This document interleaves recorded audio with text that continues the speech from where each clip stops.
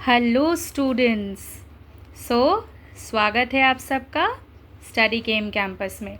आ गई हूँ मैं पार्ट 2 के वीडियो को लेकर, और इस आर्टिकल के वीडियो में आप लोग सीखेंगे और भी कई सारे रूल्स, और अपने सारे कन्फ्यूजन को आप लोग दूर करेंगे। ट्रस्ट मी, कोई परेशानी नहीं होगी आर्टिकल्स को सॉल्व करने में। बेसिक अगर क्लियर हो जाती है ना, तो उसके बाद आर्टिकल्स तो कुछ है ही नहीं। जैसे बहुत इजी वे में हम लोग ए, एन और दा कहते हैं, बिल्कुल इतने ही इजी वे में हम लोग आर्टिकल्स को सॉल्व भी कर पाएंगे। It's not at all difficult. कठिन हम लोग सोचेंगे तो वही होगा, इजी सोचेंगे तो इजी ही समझ में आएगी। ठीक है, तो चलिए, तो इस वीडियो में रूल नंबर 3 के साथ स्टार्ट करते हैं। तो रूल 1 और 2 कहाँ पे है, उसका लिंक इसी वीडियो के डिस्क्रिप्शन बॉक्स में जाके आपको मिल जाएगी।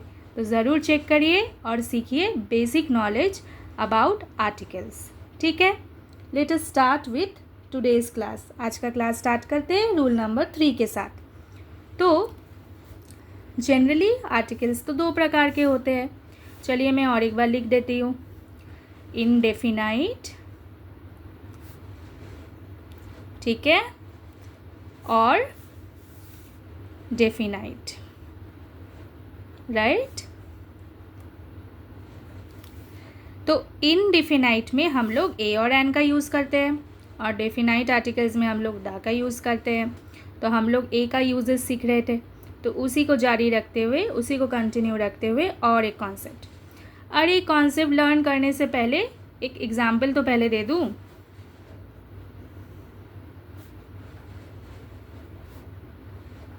क्या लिखा मैंने? One eyed man.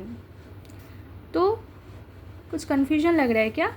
अगर यहीं पे ब्लैंक कर दूँ और बोलूँ कि या तो ए नहीं तो एन का यूज़ करें, तो कैसे करेंगे आप लोग? क्या बनेगा इसका आंसर? ए बनेगा या फिर एन बनेगा? सोचिए, थोड़ा सोचिए। चलिए आंसर को देखिए और उसके बाद कॉन्सेप्ट को भी क्लियर करिए। दिखने में तो ये ओ है, दिखने में नहीं, ये ओ ही है। और होना क्या चाहिए? ओ तो एक वावेल कहलाती है, राइट? बिल्कुल सही, ओ तो वावेल ही है। तो उस हिसाब से तो यहाँ पे एन होना चाहिए। नो नो, एन नहीं होना चाहिए यहाँ पे। There is one tactics to be applied. और वो टैक्टिक क्या है? देखिए, इसको जब हम लोग साउंड में देखेंगे ना, तो इसका उच्चारण में जब हम लोग साउंड को सुनेंगे तो कैसे सुनेंगे? वाह, ठीक है ना, वाह। तो ओ का साउंड नहीं हो रहा है, वाह का साउंड हो रहा है, इसीलिए ये क्या होगा? An one eyed man. Clear? और एक एग्जाम्पल देते हैं। 1 रुपी नोट। इसमें भी हम लोग वा का साउंड कर रहे हैं, ठीक है। साउंड मतलब वर्ड बिगिंस विथ, इसको नोट ज़रूर करना है, वर्ड बिगिंस विथ वावेल, ठीक है ना। देखिए वावेल से स्टार्ट हो रही है, लेकिन इसका साउंड क्या है? वाह। तो इसमें क्या आएगा? ए। Is that clear? तो इसीलिए यहाँ पे क्या होना चाहिए? ए होना चाहिए। क्लियर? एन नहीं होगा, ए होगा।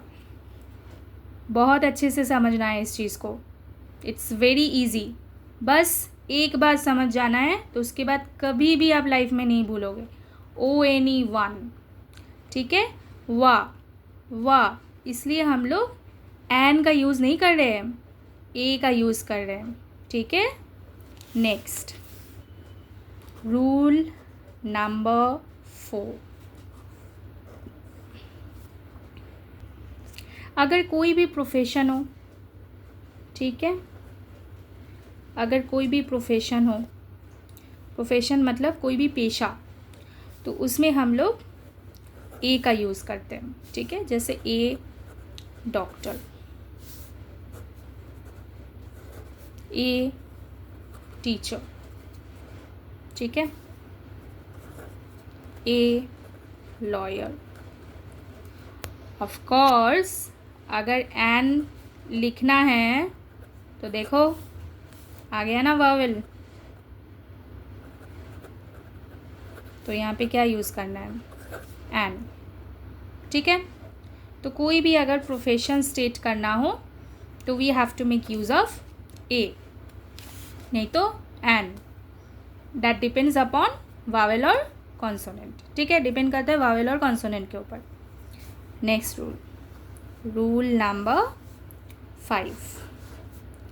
रूल नंबर 5 में हम लोग देखेंगे कि ऐसा और कौन सा टेक्निक है और कौन से टाइप में हम लोग आर्टिकल ए का यूज़ करेंगे, ठीक है। ऐसे कई सारे सेंटेंसेस होते हैं जो एक्सक्लेमेटरी सेंटेंस होते हैं, ठीक है।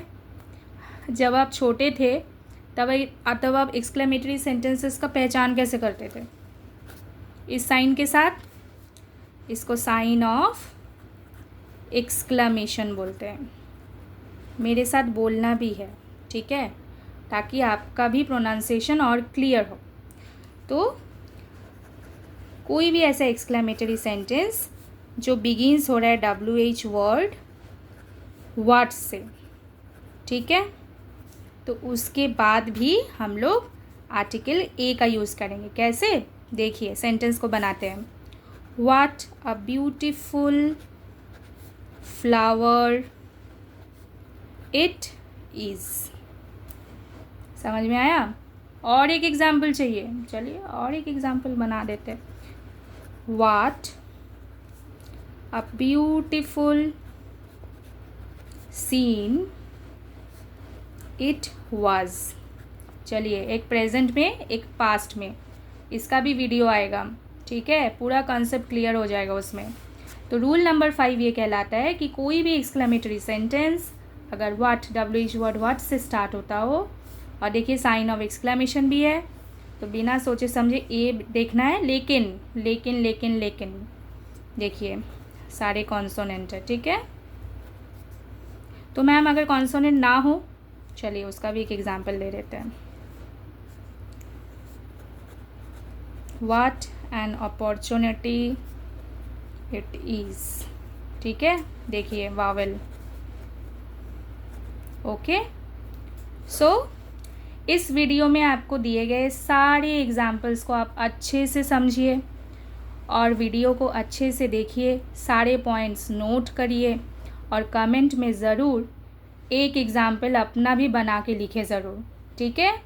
Till then keep liking my channel and don't forget to comment and subscribe. Thank you.